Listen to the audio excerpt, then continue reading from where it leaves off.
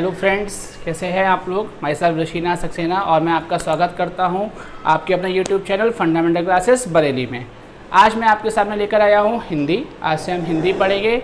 जो भी competitive exams होते हैं जिसमें हिंदी आती है, उन सभी परीक्षाओं के लिए यहाँ जो हिंदी हम पढ़ा रहे हैं या हिंदी क्लासेस ऐसे शुरू हो रही हैं, आपके लिए ज़रूरी है। आप इसको लीजिए, देखिए, लाइक करिए, सब्सक्राइब करिए चैनल को। चलिए स्टार्ट करते हैं। आज हम पहले पढ़ेंगे हिंदी भाषा का विकास। हिंदी भारोपीय परिवार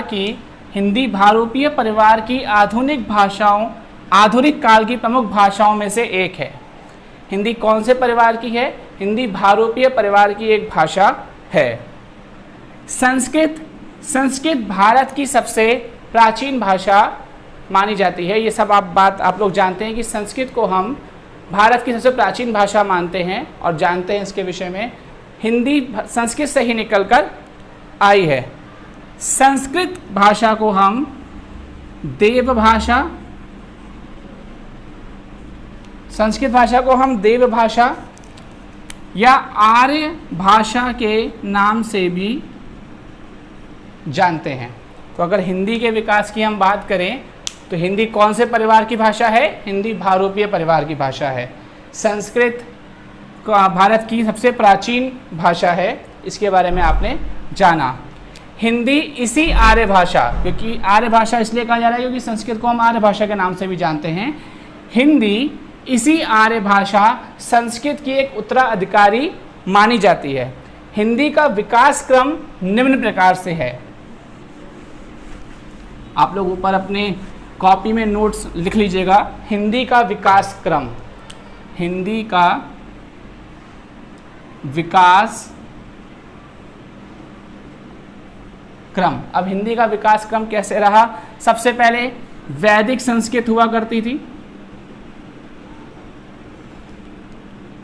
वैदिक संस्कृत, उसके बाद आया लौकिक संस्कृत, जिसे आप एक्चुअल संस्कृत के बारे में जानते हैं, जैसे आप लोग पढ़ते हैं संस्कृत को, उसे हम लौकिक संस्कृत कहते हैं। इसके बाद पाली भाषा, पाली के बाद प्राकृत भाषा,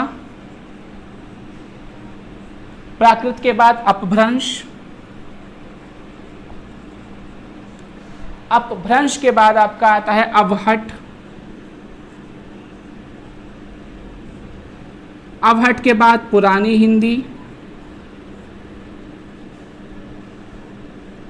पुरानी हिंदी के बाद आपकी आती है भाषा हिंदी, जिसको आज हम यहाँ पर पढ़ रहे हैं, जो भारोपीय परिवार की एक भाषा है। कुछ विद्वान ऐसे हैं जो अवहट को और पुरानी हिंदी को भाषा नहीं मानते हैं।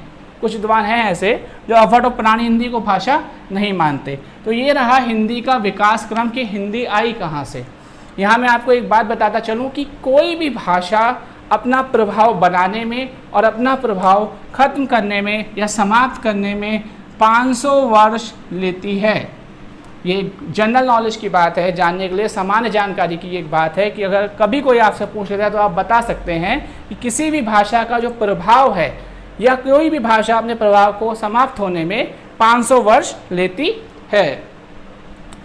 अब हम जानते हैं भारोपीय भाषा क्या होती है। हमने इससे पहले पढ़ा था कि हिंदी भारोपीय भाषा का एक परिवार है, भारोपीय परिवार से आई है हिंदी भारोपीय भाषा।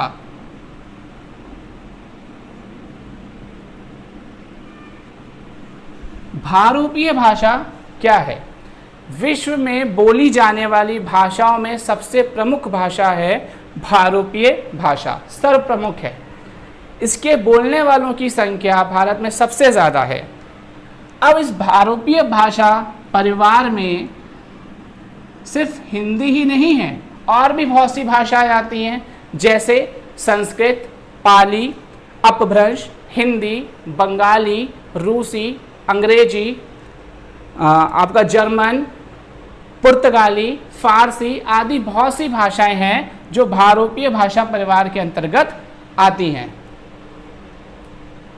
यहाँ मैं आपको सामान्य जानकारी के लिए बताता चलूँ कि भारोपीय भाषा जो है, इसे भारत में 73% लोग जो हैं बोलते हैं। 73% लोग कैसे हैं भारत में, जो भारतीय भाषा को बोलते हैं, मतलब जो रूसी बोलते हैं, अंग्रेजी बोलते हैं, हिंदी बोलते हैं, संस्कृत बोलते हैं, पाली बोलते हैं, ऐसे भारत में 73% लोग हैं। इसके बाद द्रविड़ भाषा, द्रविड़ भाषा को भारत में 25% लोग बोलते हैं। आस्ट्रिक, आस्ट्रिक भाषा को भारत में 1.3% लोग बोलते हैं। और इसके बाद आता है आपका चीनी तिब्बती भाषा, इसे भारत में 0.7% लोग बोलते हैं। तो आज हमने क्या पढ़ा, आज हमने पढ़ा हिंदी के विकास के बारे में, हिंदी का विकास क्रम के बारे में, और हमने जाना भारतीय भाषा के बारे में।